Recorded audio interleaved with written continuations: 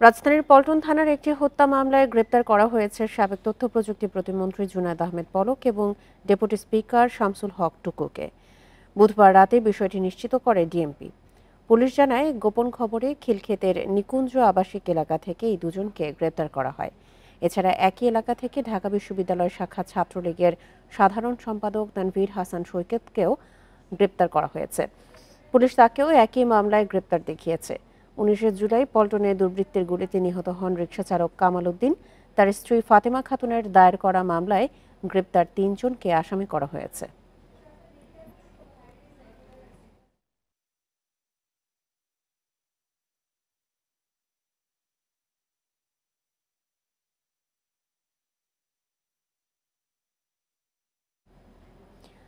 সাবেক আইনমন্ত্রী আনিসুল হক এবং সাবেক উপদেষ্টা সালমান এফ রহমানকে 10 দিনের রিমান্ডে পাঠিয়েছে আদালত।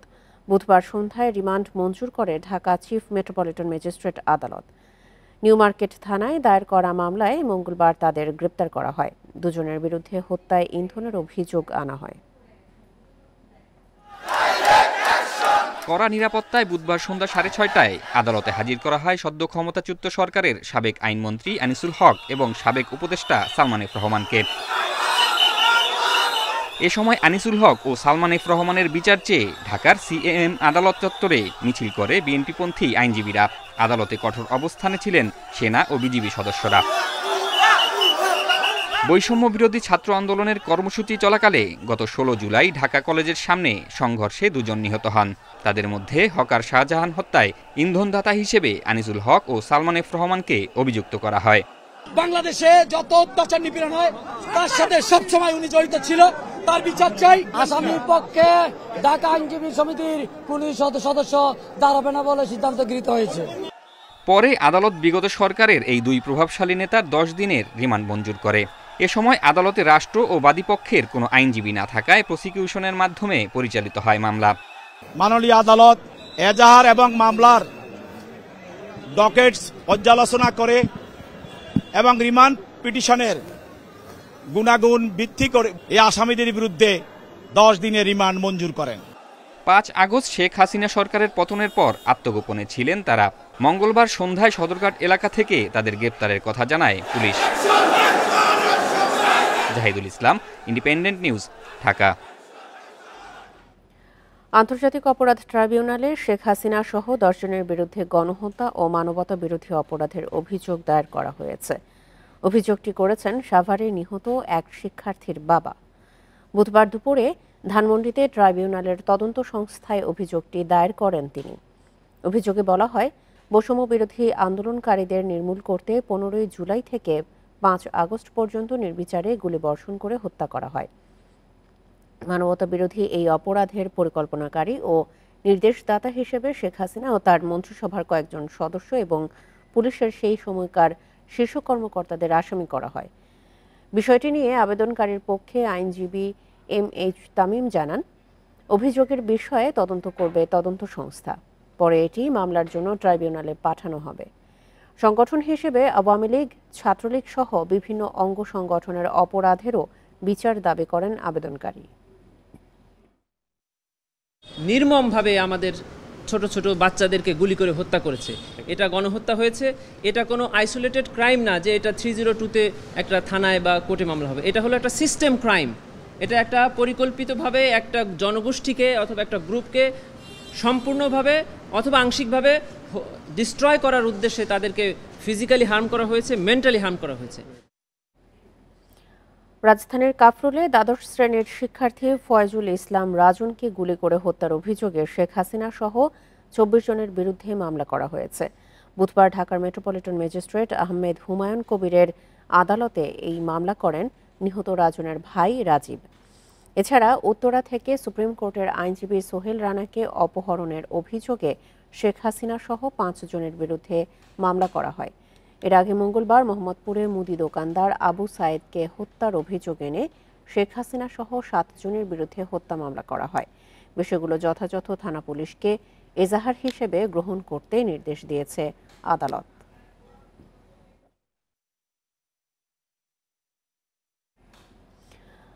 ভারতে থেকে শেখ হাসিনা যেসব বিবৃতি দিচ্ছে তা অন্তর্বর্তী সরকারের জন্য অস্বস্তির।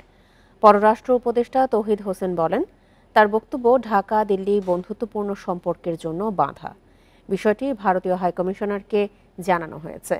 বুধবার দিনভর মন্ত্রণালয়ে পররাষ্ট্র উপদেষ্টার সঙ্গে সাক্ষাৎ করে ভারত, চীন, যুক্তরাষ্ট্র ও ইউরোপীয় ইউনিয়নের মিশন প্রধানরা।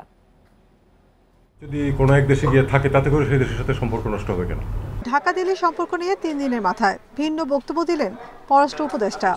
স্টেটমেন্ট প্রাক্তন প্রধানমন্ত্রীর কাছ থেকে এসেছে, যেটা আসলে এই সরকারের জন্য খুব সুবিধাজনক হচ্ছে না, স্বস্তিকর হচ্ছে না। এটাই আমরা চাই যে তিনি ভারতে বসে যেন এটা না করেন। আমি বলছি না যে আমরা হোস্টাইল অ্যাক্ট হিসেবে একেবারে সরাসরি বলছি না, কিন্তু এটা তো আসলে বন্ধুত্বপূর্ণ সম্পর্কের অন্তরায়। ভারতীয় হাইকমিশনের কাছে তিনি অভিযোগ করেন, সংখ্যালঘুদের উপর হামলা নিয়ে অতিরঞ্জিত খবর দিচ্ছে ভারতীয় গণমাধ্যম। আনফরচুনেটলি ইন্ডিয়ান মিডিয়া এটাকে এক্সাজারেট করতেছে, একেবারে সরাসরি আমি কথা বলেছি, এক্সাজারেট করে এটা একটা খারাপ পরিবেশ সৃষ্টি করতেছে। তবে প্রণয় বর্মার আশ্বাস, জনগণের শান্তি, নিরাপত্তা ও উন্নয়নের স্বার্থে অন্তর্বর্তী সরকারের পাশে থাকবে ভারত। অন্তর্বর্তী সরকারের সঙ্গে কাজ চালিয়ে যেতে চায় ভারত। দুদেশের জনগণের পারস্পরিক যোগাযোগ ও স্বার্থকে সবসময় গুরুত্ব দেয় দিল্লি। এটি সৌজন্য সাক্ষাৎ। শেখ হাসিনার ভারতে অবস্থান নিয়ে কোনো আলাপ হয়নি। পররাষ্ট্র উপদেষ্টার সঙ্গে সাক্ষাৎ করেছেন ব্রিটিশ হাইকমিশনার, চীন ও সৌদি রাষ্ট্রদূত এবং ইইউ প্রতিনিধিরা। এ সময় চীনের রাষ্ট্রদূত বলেন, তার দেশ কোনো দেশের অভ্যন্তরীণ বিষয়ে হস্তক্ষেপ করে না। বাংলাদেশের অভ্যন্তরীণ রাজনীতি, পট পরিবর্তন এবং সার্বভৌমত্বের প্রশ্নে হস্তক্ষেপ করবে না চীন। আমরা আশা করি বাংলাদেশের মানুষ স্বাধীনভাবে তাদের সিদ্ধান্ত গ্রহণ করবে। আমাদের বন্ধুত্ব ও সহযোগিতা এদেশের মানুষের উপকারের জন্য। এদিকে সৌজন্য সাক্ষাৎ শেষে মার্কিন দূতাবাসের ভারপ্রাপ্ত রাষ্ট্রদূত হেলেন লাভা কোনো কথা বলেননি সাংবাদিকদের সঙ্গে। আর ইইউ প্রতিনিধি বলেন, পলাতক কাউকে রাজনৈতিক আশ্রয় দেয়া না দেয়া রাষ্ট্রের সিদ্ধান্ত। নাফিজাতুল্লাহ, ইন্ডিপেন্ডেন্ট নিউজ, ঢাকা। গার্মেন্টস শিল্প মালিকদের দেশ পুনর্গঠনে সহযোগিতার আহ্বান জানিয়েছেন অন্তর্বর্তী সরকারের প্রধান উপদেষ্টা ডক্টর মোহাম্মদ ইউনূস। বুধবার রাষ্ট্রীয় অতিথি ভবন যমুনায় বিজিএমইএ নেতাদের সঙ্গে বৈঠকে এই আহ্বান জানান তিনি। বলেন, ভেঙে পড়া একটি অর্থনীতি পুনর্গঠনের চ্যালেঞ্জ মোকাবেলা করছে অন্তর্বর্তী সরকার। দেশের প্রায় সব প্রতিষ্ঠানের কাঠামো ভেঙে পড়েছে জানিয়ে ডক্টর ইউনূস বলেন, বিগত সরকার দেশকে অর্থনৈতিক সংকটের মধ্যে রেখে গেছে। তবে সবার সহযোগিতায় আবারও স্বাভাবিক অবস্থায় নিয়ে আসা হবে বলেও জানান তিনি। ইউনূস বলেন, দেশ যেন অস্তিত্ব সংকটে না পড়ে সে বিষয়ে সকলকে এগিয়ে আসতে হবে।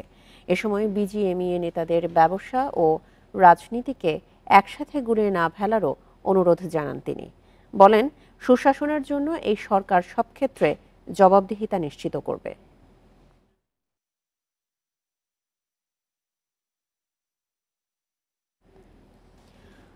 সারা দেশে ছাত্র আন্দোলন নিয়ে যেসব মিথ্যা মামলা হয়েছে সেগুলো 31 আগস্টের মধ্যে আর আজকের মধ্যে প্রত্যাহার করে ঢাকার সব মামলা। বুধবার সচিবালয়ে একথা জানিয়েছেন আইন উপদেষ্টা ডক্টর আসিফ নজরুল। এছাড়া নিবর্তনমূলক আইনের বিতর্কিত ধারা প্রত্যাহার বা সংশোধনের কথাও জানান তিনি। সচিবালয়ের সংবাদ সম্মেলনের শুরুতেই আসে ছাত্র আন্দোলনে হতাহতের প্রসঙ্গ। নানা প্রশ্নে বেশ খোলামেলা ভাবেই জবাব দেন আইন উপদেষ্টা ডক্টর আসিফ নজরুল। কিন্তু আপনি আন্তর্জাতিক অপরাধ পরে নিজের মত দিতে গিয়ে তিনি জানান, গণহত্যায় জড়িতদের আন্তর্জাতিক অপরাধ ট্রাইব্যুনালে বিচার সম্ভব। এর তদন্ত জাতিসংঘের তত্ত্বাবধানে, আর এ নিয়ে আলোচনা হবে সংস্থাটির আবাসিক প্রতিনিধির সঙ্গে। আন্তর্জাতিক অপরাধ ট্রাইব্যুনালে ওনাদের বিচারের জন্য আমরা ইতিমধ্যে একটা ছোটখাটো গবেষণা মতো করে দেখেছি এই আইনের অধীনে এই হত্যাকাণ্ডের সাথে জড়িত ব্যক্তিরা এবং যারা আদেশ দিয়েছেন, বিভিন্নভাবে সহযোগিতা করেছেন, তাদের সকলকে বিচারের আওতায় আনা সম্ভব। এছাড়া যতগুলো নিবর্তনমূলক আইন রয়েছে এবং এর যেসব বিতর্কিত ধারা রয়েছে সেগুলো প্রত্যাহার বা সংশোধন হবে বলেও জানান আইন উপদেষ্টা। সেই সঙ্গে জনগণের ভোটাধিকার ফিরিয়ে দেয়া হবে বলেও জানান তিনি। যতগুলা নিবর্তনমূলক আইন আছে সেটা লিস্ট করেছি, সেখানে সবচেয়ে খারাপ যে সেকশনগুলা যেগুলির আন্ডারে আপনাদের সাংবাদিকদের হয়রানি করা হয়েছে, আপনারা মুক্ত সাংবাদিকতা থেকে বঞ্চিত হয়েছেন। আমি আমার নিজের মতামত প্রকাশ করার আগে আমাকে 10 বার চিন্তা করতে হতো, শ্বাসরুদ্ধকর একটা অবস্থা ছিল। ডেফিনেটলি আমরা এগুলি বাতিল বা সংশোধনে যেটা প্রয়োজন সেটা করব। এদিকে সুপ্রিম কোর্টের সঙ্গে পরামর্শের পর বিচার বিভাগীয় সব কর্মকর্তা ও তাদের পরিবারের সদস্যদের সম্পদের হিসাব 10 দিনে দাখিল করতে বলা হয়েছে বলেও জানান ডক্টর আসিফ নজরুল। স্থাবর অস্থাবর সম্পত্তির হিসাব বিবরণী আগামী 10 কর্মদিবসের মধ্যে দাখিল করার নির্দেশ দিয়েছি। নূরে আলম, ইন্ডিপেন্ডেন্ট নিউজ, ঢাকা। আপনারা দেখছেন ইন্ডিপেন্ডেন্ট সংবাদ। শুধু পানিটাই ঠান্ডা। পলিথিলিন টেকনোলজিতে তৈরি 3 স্তর বিশিষ্ট সেরাকুল ওয়াটার ট্যাঙ্ক। শেখ হাসিনার পতন হলেও ষড়যন্ত্র থেমে নেই। বৈষম্য বিরোধী ছাত্র আন্দোলন বলেছে 15ই আগস্ট ঘিরে কোনো নৈরাজ্য হলে তা রুখে দেবে শিক্ষার্থীরা। গণ অভ্যুত্থানের সুফল না পাওয়া পর্যন্ত রাজপথে থাকারও ঘোষণা দিয়েছেন বৈষম্য বিরোধী আন্দোলনের নেতারা। বৈষম্য বিরোধী ছাত্র আন্দোলনের সপ্তাহব্যাপী রেজিস্ট্যান্স উইক কর্মসূচির অংশ হিসেবে বুধবার রাজধানীর শাহবাগের এই অবস্থান। শেখ হাসিনার বিচারসহ 4 দফা দাবিতে জড়ো হন শিক্ষার্থীরা। বিকেল 4:30টার দিকে শাহবাগ মোড়ের সব সড়ক কানায় কানায় পূর্ণ হয়ে যায়। জাতীয় পতাকা, বিভিন্ন ব্যানার ফেস্টুন হাতে স্লোগানে কেঁপে ওঠে পুরো এলাকা। কর্মসূচিতে সংহতি প্রকাশ করে বিভিন্ন ছাত্র সংগঠন এবং সাধারণ মানুষও আসেন শাহবাগে। পরে সমন্বয়করা বলেন, স্বৈরাচারের পতন হয়েছে, তবে ষড়যন্ত্র চলছে এখনও। 15 আগস্টকে কেন্দ্র করে নৈরাজ্য হলে রুখে দেবে ছাত্র জনতা। আমরা খবর পেয়েছি আগামীকাল 15 আগস্টে আওয়ামী দূষররা, আওয়ামী ফ্যাসিস্ট আবার কু করার জন্য রাস্তায় সংগঠিত হবে। এই ফ্যাসিস্ট গণ অভ্যুত্থানের মধ্য দিয়ে যে ফ্যাসিস্ট পতন হয়েছে, আমাদের এই প্রাথমিক বিজয়কে যতদিন না পর্যন্ত আমরা স্থায়ী করতে পারি ততদিন পর্যন্ত আপনারা রাস্তায় থাকতে হবে। আমরা দেখেছি এই দোসররা এখনো আমাদের বিরুদ্ধে ষড়যন্ত্র চলমান রেখেছে। আমরা কি তাদের ষড়যন্ত্রকে সফল হতে দেব? আমরা কি সকল ঐক্যবদ্ধ আছি? বাংলার মানুষ কি ফ্যাসিস্টদের ভয় পায়? নির্বাচনের মাধ্যমে জনতার সরকার গঠন না হওয়া পর্যন্ত রাজপথে থাকার ঘোষণাও দেয় বৈষম্য বিরোধী ছাত্র আন্দোলন। আমরা স্পষ্ট করে বলে দিতে চাই, যদি যেখান থেকেই হোক পাল্টা গণ অভ্যুত্থানের চেষ্টা করে থাকেন, তাহলে আপনাদের গায়ে বানা জানাজা পড়ার লোক খুঁজে পাবেন না। পরে শহীদদের স্মরণে শাহবাগ থেকে ধানমন্ডি রাপা প্লাজা অভিমুখে পদযাত্রা করেন শিক্ষার্থীরা। এছাড়া মোমবাতি প্রজ্বলন এবং দোয়ার কর্মসূচিও আয়োজন করা হয়। Mahmudul Hasan, independent news, Dhaka.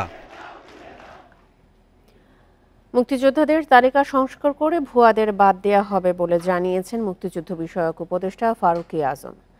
বুধবার দুপুরে কেন্দ্রীয় শহীদ মিনারের শ্রদ্ধা নিবেদন শেষে একথা বলেন তিনি। একই দিনে সকালে সাভারে তিনি আরও বলেন, কোটা সংস্কার আন্দোলনের সবচেয়ে বেশি ভাবমূর্তি ক্ষুণ্ণ হয়েছে মুক্তিযুদ্ধের। মঙ্গলবার বঙ্গভবনে অন্তর্বর্তীকালীন সরকারি উপদেষ্টা হিসেবে শপথ নেন ফারুক আজম। বুধবার সকালে সাভারে জাতীয় স্মৃতিসৌধে মহান মুক্তিযুদ্ধে শহীদদের প্রতি শ্রদ্ধা জানান তিনি। শ্রদ্ধা নিবেদন ও পরিদর্শন বইয়ের স্বাক্ষর শেষে সাংবাদিকদের সঙ্গে কথা বলেন নবনিযুক্ত এই উপদেষ্টা। এ সময় তিনি বলেন, কোটা সংস্কার আন্দোলনের সময় জাতীয় ও আন্তর্জাতিক পর্যায়ে মুক্তিযোদ্ধাদের ভাবমূর্তি ক্ষুণ্ণ হয়েছে। একটা সুবিধাভোগী শ্রেণী হিসেবে মুক্তিযোদ্ধাদেরকে চিত্রিত করছে বিগত স্বৈরাচারী ব্যবস্থা। সেই কারণে এটাকে পুনর্গঠনের ব্যাপারে এই মুক্তিযোদ্ধাদের আত্মত্যাগ এবং তাদের বীরত্ব সত্যিকারের মুক্তিযোদ্ধা যারা আছে তাদের মতামত নিয়েই আমাদের এই সামনের দিনে আমরা এগিয়ে যাব। পরে শহীদ মিনারেও শ্রদ্ধা নিবেদন শেষে তিনি বলেন, ভুয়া মুক্তিযোদ্ধাদের বাদ দিয়ে প্রকৃত মুক্তিযোদ্ধাদের যথাযথ সম্মান করা হবে। কেউ যাতে মুক্তিযুদ্ধকে ব্যবহার করে অপরাজনীতি করতে না পারে তা নিশ্চিত করা হবে বলে জানান তিনি। ভুয়া মুক্তিযোদ্ধার বিষয়টার কথাও তো বললাম, এটা সত্যটা তুলে ধরা হবে, আপনাদের কাছে তুলে ধরা হবে সত্যনিষ্ঠা, এবং সেটা সেই অনুযায়ী সংস্কার হবেই, এটাই এ ব্যাপারে আপনারা নিশ্চিত থাকেন। মুক্তিযোদ্ধাদের বীরত্ব ও আত্মত্যাগ মূল্যায়নে তাদের মতামত নিয়েই কাজ করা হবে বলে জানান মুক্তিযুদ্ধ বিষয়ক উপদেষ্টা। রেজওয়ানুল হক, ইন্ডিপেন্ডেন্ট নিউজ, ঢাকা। কোটা সংস্কার আন্দোলন চলাকালে গুলি করে ছাত্র জনতা হত্যায় জড়িতদের দৃষ্টান্তমূলক বিচার দাবি করেছেন বিএনপি মহাসচিব মির্জা ফখরুল ইসলাম আলমগীর। হত্যাকাণ্ড ও লুটপাটে জড়িত তৎকালীন আওয়ামী লীগ মন্ত্রিসভার সদস্যদের বিচারের মুখোমুখি করার দাবি জানান তিনি। বুধবার আলাদা অনুষ্ঠানে এসব কথা বলেন মির্জা ফখরুল। কোটা বিরোধী আন্দোলনে গত 16 জুলাই রংপুরে পুলিশের গুলিতে নিহত হন বেগম রোকেয়া বিশ্ববিদ্যালয়ের ছাত্র আবু সাঈদ। বুধবার রংপুরে আবু সাঈদের পরিবারকে সমবেদনা জানাতে যান বিএনপি মহাসচিব মির্জা ফখরুল ইসলাম আলমগীর। পরে রংপুরের পীরগঞ্জে সম্প্রীতি সমাবেশে মির্জা ফখরুল বলেন, গুলিতে নিহত আবু সাঈদ রক্ত দিয়ে বাংলাদেশে নতুন ইতিহাস তৈরি করেছেন। দেশের বিভিন্ন জায়গায় সংখ্যালঘু নির্যাতনের খবর গুজব ও সাজানো নাটক বলে দাবি করেন তিনি। যে সমস্ত পুলিশ অফিসাররা এই হত্যাকাণ্ড চালিয়েছে তাদেরকে অবিলম্বে গ্রেফতার করে তাদের বিচার হাসিনার বিচার করতে হবে। হাসিনার সঙ্গে তার মন্ত্রিসভা যারা চুরি করেছে, ডাকাতি করেছে, হত্যা করেছে, তাদের সকলের বিচার করতে হবে। এদিকে গুলিতে ছাত্র জনতা নিহতের ঘটনায় দায়ী শেখ হাসিনা সহ জড়িত সবার বিচারের দাবিতে অবস্থান কর্মসূচি পালন করেছে বিএনপি। এ সময় বক্তারা বলেন, আওয়ামী লীগের সাথে কোনো আপোষ নয়, সবার আগে তাদের বিচার করতে হবে। আমরা নির্বাচন চাই, তবে আওয়ামী লীগকে নিয়ে নির্বাচন করার যারা স্বপ্ন দেখেন একটু আস্তে আস্তে আসেন, আগে বিচার হবে তাদের। আজকে গণদুষ্কর্ম তারা আওয়ামী লীগ ক্ষমতার থেকে সরে গেলে একদিনে নাকি 5 লক্ষ মানুষ নিহত হবে। আওয়ামী লীগের 5 জন মানুষ সারা বাংলাদেশে নিহত হয় নাই। আমরা আমাদের প্রত্যেকটি কথা রেখেছি। আমরা এই জন্য বর্তমান সরকারকেও বলবো, আপনাদেরও প্রত্যেকটি কথা রাখতে হবে। এর আগে রাজধানীর মালিবাগে একই দাবিতে বিক্ষোভ সমাবেশ ও মিছিল করে যুবদল। মাহমুদ শরীফ, ইন্ডিপেন্ডেন্ট নিউজ। সন্ত্রাসী সংগঠন ঘোষণা করে আওয়ামী লীগ, যুবলীগ ও ছাত্রলীগের রাজনীতি নিষিদ্ধ করার দাবি জানিয়েছে গণ অধিকার পরিষদ। বুধবার দুপুরে সচিবালয়ে স্বরাষ্ট্র উপদেষ্টার কাছে 10 দফা দাবি তুলে ধরেন সংগঠনটির নেতাকর্মীরা। এ সময় সভাপতি নুরুল হক নূর জানান, 15 বছরে ঘৃণিত ইতিহাসের জন্ম দিয়েছে আওয়ামী লীগ। এই ফ্যাসিস্ট দল কোনোভাবেই রাজনীতি করতে পারে না। শেখ হাসিনাকে দেশে ফিরিয়ে এনে বিচারের দাবিও জানায় তারা। যারা নির্বাচনে সহায়তা করেছে তাদের চাকরিচ্যুতি, সেই সঙ্গে পুলিশের মনোবল বৃদ্ধির জন্য ঝুঁকিপূর্ণ থানায় 10 সদস্যের সেনা টিম মোতায়েনের প্রস্তাব নিয়েছে গণ অধিকার পরিষদ।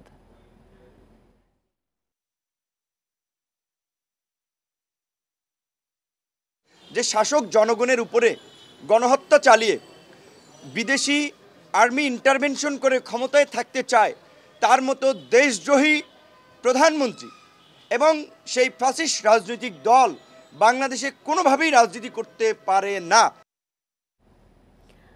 থানায় যখন পুলিশ ছিল না তখন রাজধানীতে বাড়ে ডাকাতের আতঙ্ক। এ অবস্থায় বেসরকারি নিরাপত্তা প্রতিষ্ঠানের ওপর চাপ বেড়েছে। গত কয়েকদিনে নিরাপত্তা কর্মীর চাহিদা দ্বিগুণ হয়েছে, যদিও এদের আইনি ব্যবস্থা নেওয়ার কোনো ক্ষমতা নেই। রাজধানীতে 2 কোটি মানুষের বাস, এছাড়া অফিস, আদালত এবং ব্যাংক বিমায় ঠাসা এই শহর। 5 আগস্ট সরকার পতনের পর অনেকটাই পুলিশ শূন্য হয়ে পড়ে থানা। এই ফাঁকে বাড়ে চোর ডাকাতের ভয়, তাই বাসা বাড়ি ও প্রতিষ্ঠান পাহারা দিচ্ছে বেসরকারি নিরাপত্তা কর্মীরা। তবে এদের পেশাদারিত্বে সন্তুষ্ট নয় শহরবাসী। এখনো আমরা অ্যালার্ট ডিউটি করি, দিনে রাতে সবসময় আমরা অ্যালার্ট থাকি। এখন তো ধরেন পুলিশ কম, সেহেতু আমাদের একটু বেশি সময় দিতে হচ্ছে। এরা ইচ্ছে করলেই আমাকে জিজ্ঞাসাবাদ করার সৎসাহস রাখে না। আমাকে যদি একটা সিকিউরিটি জিজ্ঞেস করে আপনি কে, আমি তোমাকে কেন বলবো আমি কে, যে কারণে পুলিশ অবশ্যই আমাদের দরকার। ঢাকায় বেসরকারি নিরাপত্তা প্রতিষ্ঠান রয়েছে 8 শতাধিক, তারপরও হঠাৎ চাহিদা বাড়ায় হিমশিম খেতে হচ্ছে। মানুষজনের মধ্যে একটা ভীতি কাজ করছে। আগে যেখানে লোকজন 4জন 6জন রাখতো, ওই জায়গায় এখন আরো ওরা 2জন 3জন এক্সট্রা চাচ্ছে। সবসময় লোকবল পাওয়া যায় না। This are the challenge we are face, এবং একটু সময় সাপেক্ষ। নগরবাসী বলছে বেসরকারি নিরাপত্তা কর্মীরা প্রশিক্ষিত হলে মানসম্মত সেবা দিতে পারত। সাদাত রহমতুল্লাহ, ইন্ডিপেন্ডেন্ট নিউজ, ঢাকা। দেশের ব্যাংক খাতের দুরবস্থার জন্য বাংলাদেশ ব্যাংকের দুর্বলতা রয়েছে বলে মন্তব্য করেছেন নবনিযুক্ত governor doctor Ahsan H Mansur. প্রথম দিন কার্যালয়ে এসে তিনি সাংবাদিকদের বলেন, অর্থ পাচারকারীরা শান্তিতে টাকার বিছানায় ঘুমাতে পারবে না। পাচারকারীদের থেকে অর্থ ফিরিয়ে আনার চেষ্টা অব্যাহত থাকবে বলেও জানান তিনি। পরিচালকদের স্বেচ্ছাচারিতা আর লাগামহীন খেলাপি ঋণে ডুবতে বসেছে দেশের ডজন খানেক ব্যাংক। নবনিযুক্ত গভর্নর দায়িত্ব নিয়েই বললেন, কেন্দ্রীয় ব্যাংকের দুর্বলতাই এর জন্য দায়ী।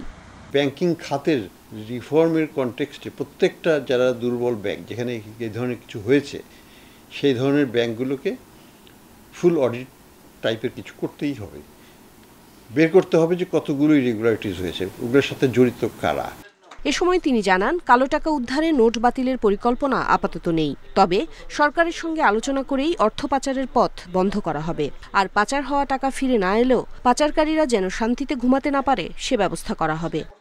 যে আন্তর্জাতিক সহায়তা নিয়ে অভ্যন্তরীণ আইনগত প্রসেসগুলোকে ফলো করে আমরা এমন একটা সিচুয়েশন করব যাতে যারা টাকা নিয়ে গেছেন তারা যেন একটু কষ্টে থাকে, মানে একেবারে টাকার বালিশে বিছানা যেন না ঘুমাতে না পারে, একটু দৌড়াদৌড়িতে থাকতে হবে তাদেরকে। নতুন গভর্নর বলেন, কেন্দ্রীয় ব্যাংকের মূল কাজ মূল্যস্ফীতি নিয়ন্ত্রণ ও বৈদেশিক মুদ্রার রিজার্ভ বাড়ানো। সেক্ষেত্রে রাতারাতি সমাধান না আসলে রোজ চেষ্টা চলবে। আশ্বাস দেন তথ্যের অবাধ প্রবাহ নিশ্চিত করার। মূল্যস্ফীতিটা গেছে আকাশের দিকে আর রিজার্ভটা আসছে তলানের দিকে, তো দুটোকে কীভাবে রিব্যালেন্স করে মাঝে মাঝে জায়গায় নিয়ে আসা যায়, একটা রেসপেক্টেবল জায়গায়, সেটা আমাদের চেষ্টা করতে হবে। একদিনে তো হবে না, একদিন মানে কি 1 বছরও হবে না, কিন্তু আমাদেরকে নামিয়ে আনতে হবে ওইটাকে, আর এটাকে বাড়াতে হবে। খেলাপি ঋণ কমানো সহ ব্যাংকগুলোতে সুশাসন ফেরাতে আন্তর্জাতিক শুদ্ধাচার অনুসরণ করার কথাও জানান গভর্নর। উম্মনহার আজমি, ইন্ডিপেন্ডেন্ট নিউজ, ঢাকা। চলমান পরিস্থিতিতে চট্টগ্রাম বন্দর কেন্দ্রিক মেগা প্রকল্পের অগ্রগতি নিয়ে অনিশ্চয়তা দেখা দিয়েছে। এক্ষেত্রে গুরুত্ব বিবেচনা করে জরুরি প্রকল্পের কাজ অগ্রাধিকার ভিত্তিতে এগিয়ে নেওয়ার দাবি জানিয়েছেন বন্দর ব্যবহারকারীরা। এছাড়া এসব প্রকল্পে দুর্নীতির শঙ্কা থাকলে তা বন্ধে কঠোর পদক্ষেপ নিতে নতুন সরকারকে উদ্যোগ নেওয়ার আহ্বান বিশেষজ্ঞদের। চট্টগ্রাম বন্দরে বে টার্মিনাল, লালদিয়া চর টার্মিনাল ও মাতারবাড়ি গভীর সমুদ্র বন্দর, এই 3টি মেগা প্রকল্পের কাজ প্রায় 1 দশক ধরে চলমান। 2014 সালে নেওয়া বে টার্মিনাল প্রকল্পের মহাপরিকল্পনা তৈরি হয় এ বছরের শুরুতে। 21,000 কোটি টাকার এই প্রকল্পে বিনিয়োগের কাজ শুরু করেছে সিঙ্গাপুর পিএসএ এবং সংযুক্ত আরব আমিরাতের ডিপি ওয়ার্ল্ড। মাতারবাড়িতে প্রায় 18,000 কোটি টাকার গভীর সমুদ্র বন্দরে চ্যানেল নির্মাণ কাজ শেষ হবে 2026 সালের ডিসেম্বরে। এতে 12,892 কোটি টাকা ঋণ দিয়েছে জাপান। এছাড়া 3,000 কোটি টাকার লালদিয়া চর টার্মিনাল নিয়েও এগিয়েছে ডেনমার্কের মার্কস শিপিং। এসব নিয়ে এখন চলছে নানা আলোচনা। নীতি নির্ধারণী পর্যায়ে এইসব প্রকল্পগুলো কোনটা গুরুত্বপূর্ণ আছে, কোনটা অতিসত্বর প্রয়োজন আছে, কোনটা আমাদের ইকোনমির জন্য এখনই প্রয়োজন, এটা কাজে হাত দিতে হবে, এইসবগুলো বিবেচনায় সবার সাথে আলাপ করে আমার মনে হয় এই ব্যাপারে একটা সুষ্ঠু সিদ্ধান্ত গ্রহণ করতে হবে। আমরা মনে করি এক্ষেত্রে চিটাগং বে টার্মিনালের প্রায়োরিটি সবচেয়ে আগে, কারণ চিটাগং পোর্টের এটা সন্নিকটে, এখানে জাহাজের ড্রাফট অনেক বেশি, পোর্টের সাথে অন্যান্য সারা দেশের যে কানেক্টিভিটি ওটার ব্যাপারে জোর দিতে হবে। গুরুত্ব বিবেচনায় কাজ এগিয়ে নেওয়ার পাশাপাশি যেসব প্রকল্পে অনিয়মের অভিযোগ আছে তা নিয়ন্ত্রণে কঠোর হবার পরামর্শ সুশীল সমাজের। মেধাতার প্রকল্পগুলো রয়েছে যেগুলো আমাদের প্রাইড অনার ক্রাইসিসটা তাদেরকে খুব একটা সাময়িক প্রভাব বিস্তার করতে পারে, কিন্তু লং টার্মে প্রভাব বিস্তার করবে না। জনগণের টাকা জনগণের অর্থে যে প্রকল্পগুলো বাস্তবায়িত হয় এবং জনগণ যে ঋণ এবং ঋণের সুদ বহন করে সেই বিষয়টা অত্যন্ত বিবেচনাপ্রসূতভাবে এগুলো শুরু করা দরকার। দেশের মোট আমদানি রপ্তানির 92% সম্পন্ন হয় চট্টগ্রাম বন্দর দিয়ে। অনুপম শীল, ইন্ডিপেন্ডেন্ট নিউজ, চট্টগ্রাম। সরকার পতনের পর সিলেটে বিভিন্ন ব্যবসা প্রতিষ্ঠান ও শপিং মলে হামলা, ভাঙচুর ও আগুন দেওয়া হয়। ব্যবসায়ী নেতাদের দাবি, এসব ঘটনায় ক্ষতির পরিমাণ শত কোটি টাকারও ওপরে। অন্তর্বর্তী সরকারের দায়িত্ব নেওয়ার পর পরিস্থিতি স্বাভাবিক হওয়ায় পুনরায় প্রাণ ফিরছে নগরীর ব্যবসা বাণিজ্যে। গেল 5 আগস্ট আওয়ামী লীগ সরকারের পতনের পর সিলেটের বিভিন্ন দোকানপাট, শপিং মলে হামলা ও আগুন দেয় বিক্ষুব্ধরা। লুটপাট করা হয় সেসব প্রতিষ্ঠানের মূল্যবান মালামাল। তবে গত 8 আগস্ট অন্তর্বর্তী সরকার দায়িত্ব নেওয়ার পর স্বাভাবিক হতে শুরু করে নগরীর ব্যবসা বাণিজ্য। এতে স্বস্তি ফিরেছে ব্যবসায়ীদের মধ্যে। মোটামুটি বালা আগে থেকে কিছু স্বাভাবিক হয়েছে, আর ব্যবসা বাণিজ্য মোটামুটি বালা চলে। আর সাধারণত এখন আমাদের বিদেশি কাস্টমার বেশি থাকে এই সময়, তো আশা করি পরিস্থিতি স্বাভাবিক হলে আমাদের ব্যবসা বাণিজ্য আরও ভালো হবে।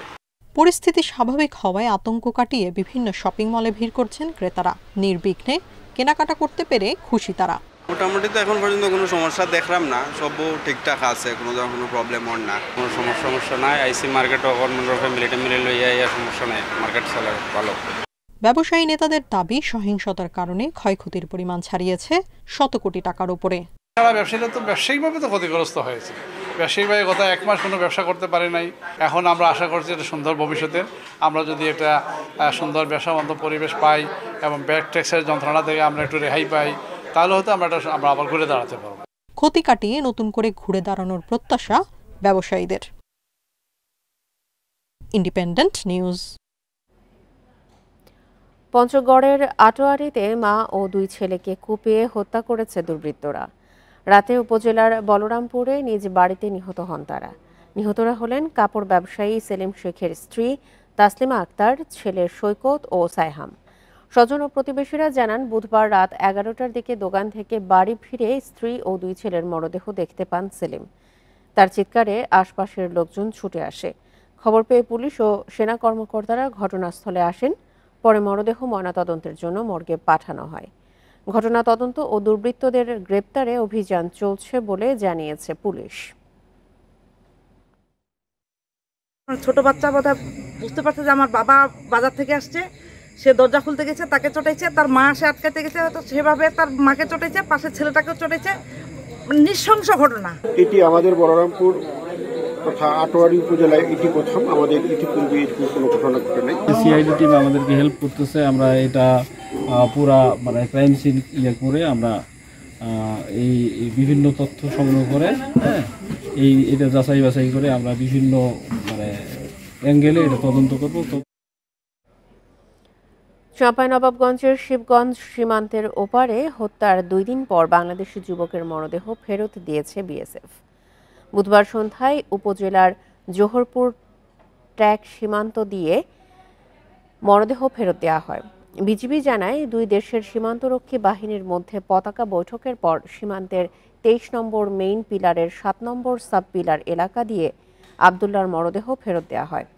এর আগে গত রোববার রাতে আবদুল্লাহ সহ কয়েকজন বাংলাদেশের সীমান্ত অতিক্রম করে ভারতে প্রবেশ করে। এ সময় বিএসএফ গুলি করলে ঘটনাস্থলেই মারা যান আবদুল্লাহ। তবে অক্ষত অবস্থায় তার সহযোগীরা দেশে ফিরে আসেন বলেও জানায় স্থানীয়রা।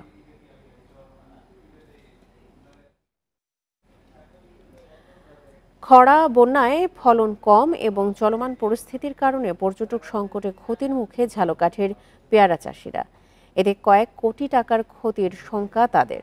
পরিস্থিতি স্বাভাবিক হলে শেষ সময়ে ক্ষতি কাটিয়ে ওঠার আশা করছে পেয়ারা চাষিরা। ভরা বর্ষায় ঝালকাঠির বিমরুলির পেয়ারার ভাসমান হাট, আটঘর ও কুরিয়ানায় চলে জমজমাট পেয়ারার বেচাকেনা। প্রতিদিন বিভিন্ন জেলা থেকে ব্যবসায়ীদের পাশাপাশি পর্যটকরাও আসেন ভাসমান পেয়ারার হাটের সৌন্দর্য উপভোগ করতে। তবে এবার বৈরী আবহাওয়ার কারণে কমেছে পেয়ারার উৎপাদন। গত বছর ৫,৫০০ মেট্রিক টন পেয়ারা উৎপাদন হলেও এই বছর তা কমে হয়েছে ৪,৫০০ মেট্রিক টন। এছাড়াও চলমান পরিস্থিতির কারণে পাইকার, ক্রেতা ও পর্যটক কম থাকায় চাষিরা পড়েছেন বিপাকে। বন্যার জন্য অনেক গাছগাছালি নষ্ট হয়ে গেছে। এরপরে বর্তমান আমাদের রাষ্ট্রীয় যে পরিস্থিতির জন্য এখন বর্তমান পরিস্থিতি খুবই খারাপ। বৃষ্টি কম থাকায় রোদে ফসল ফলে নাই। মৌসুমের শুরুতে পেয়ারার দাম মন প্রতি ১৫০ থেকে ২০০ টাকা থাকলেও শেষ সময় বিক্রি করছেন ৩০০ থেকে ৪০০ টাকায়। এতে কিছুটা ক্ষতি কাটিয়ে ওঠার আশা চাষিদের। ২০০ টাকা করে মন গেছে, ১০০ টাকা করেও মন গেছে। যখনকার ঝামেলা ছিল, তা এখনকার একটু ঝামেলা বুঝাইছে, এর কারণে এখন ৪০০ টাকা ৫০০ টাকা করে মন আছে। চলমান পরিস্থিতি ও পেয়ারার ফলন কিছুটা কম থাকলেও দাম ভালো পাচ্ছেন বলে জানিয়েছে কৃষি সম্প্রসারণ অধিদপ্তর।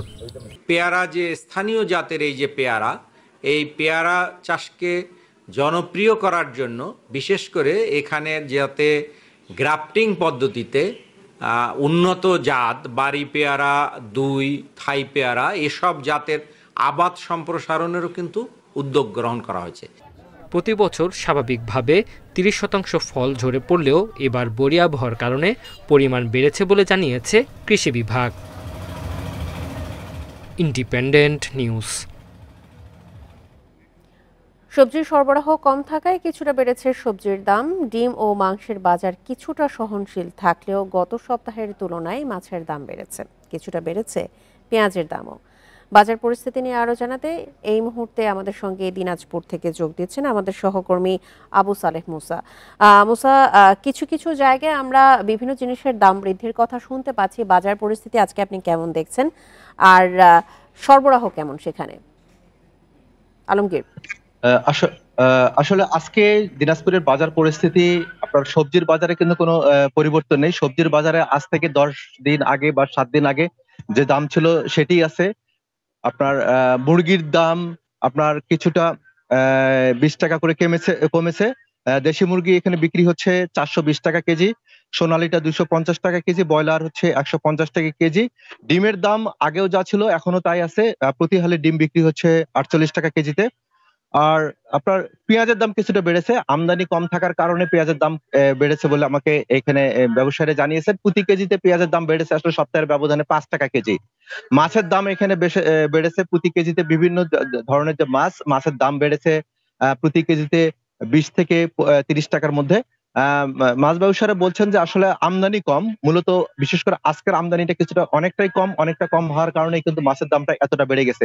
মাংসের দাম, গরুর মাংস বিক্রি হচ্ছে 700 টাকা কেজি এবং খাসির মাংস বিক্রি হচ্ছে 1000 টাকা কেজি, ফলে মাংসের দামও কিন্তু বাড়েনি। তাছাড়া আপনার অন্যান্য সবজির দাম, টমেটোর দামটা বেড়েছে প্রতি কেজিতে কিন্তু 20 টাকা দাম বেড়েছে। তাছাড়া কিন্তু অন্যান্য সবজির দাম যেগুলো আছে, যেমন হচ্ছে আপনার বেগুন 40 টাকা কেজি, ভেন্ডি 40 টাকা কেজি, আপনার পটল 50 টাকা কেজি বিক্রি হচ্ছে। তবে কাঁচামরিচের দাম কিছুটা বেড়েছে, কেজিতে এখানে 20 টাকা করে বেড়েছে। কাঁচামরিচ এখানে 20 টাকা বেড়ে প্রতি কেজিতে বিক্রি হচ্ছে 240 টাকা কেজি।